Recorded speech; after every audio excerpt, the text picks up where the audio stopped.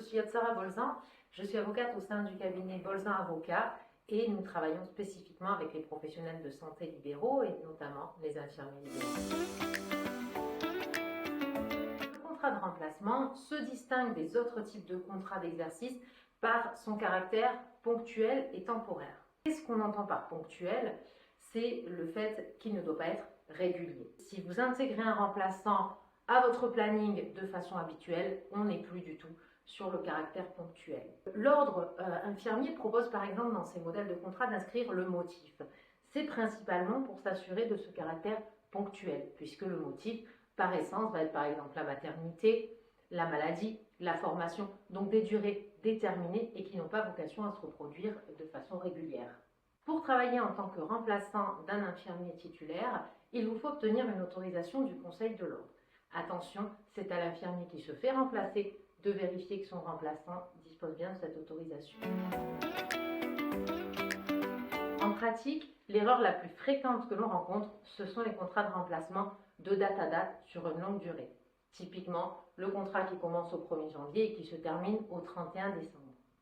Le contrat de remplacement, encore une fois, est ponctuel, ce qui signifie que si le contrat est conclu pour une période allant par exemple du 1er au 30 du mois, cela signifie que l'infirmière remplacée ne travaille pas du 1er au 30 du mois, mais que c'est son remplaçant qui intervient. Or, bien souvent, les contrats de date à date sont établis pour que, à l'intérieur de cette période-là, le remplaçant ne fasse que quelques jours. Dans ce cas-là, il vous faudra inscrire les jours de remplacement au sein de votre contrat. La problématique, et elle s'est posée très récemment, c'est le recours régulier au remplacement qui peut conduire l'URSSAF à solliciter une requalification en travail dissimulé. Généralement, le contrôle est initié par la CPAM, qui va contrôler la facturation de l'infirmier, souvent alerté par des chiffres d'affaires atypiques. La CPAM, qui repère un remplacement régulier, peut en avertir l'URSSAF, et c'est l'URSSAF qui engagera alors des poursuites pour travail dissimulé, en arguant du fait que le remplaçant intervient justement de façon régulière, ce qui finalement le place dans une situation de dépendance économique vis-à-vis de l'infirmière remplacée. Qu'est-ce que vous risquez? Eh bien, c'est l'infirmier qui se fait remplacer qui risque les poursuites pour travail dissimulé, et ce que va pouvoir lui réclamer l'URSSAF, ce sont tout simplement les cotisations patronales qu'il aurait réglées en étant employeur, cotisations qui sont calculées sur la base des honoraires qui auront été rétrocédés au remplaçant avec une pénalité de 25% supplémentaire. Alors, attention, qui dit travail dissimulé ne dit pas uniquement risque de poursuite par l'URSSAF, mais le travail dissimulé est également une infraction pénale et à ce titre, vous pouvez être poursuivi devant le tribunal correctionnel, auquel cas vous ferez également face au procureur qui lui peut réclamer une peine allant jusqu'à 3 ans d'emprisonnement et 45 000 € d'amende.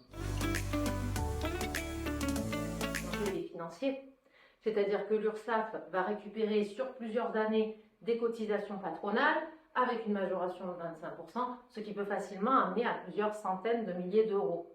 Et la tendance n'est pas à la baisse, mais plutôt à l'intensification de ces contrôles, quand on voit par exemple que l'année 2023 a été une année record pour l'URSSAF en termes de recouvrement.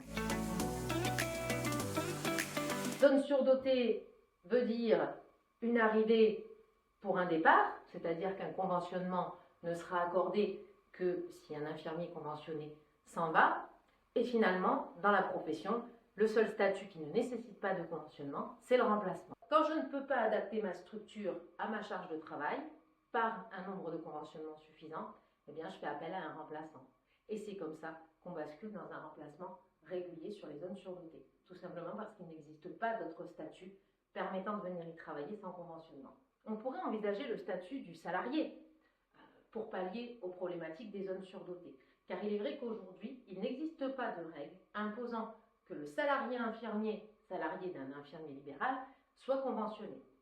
Mais c'est quand même la tendance vers laquelle on s'approche.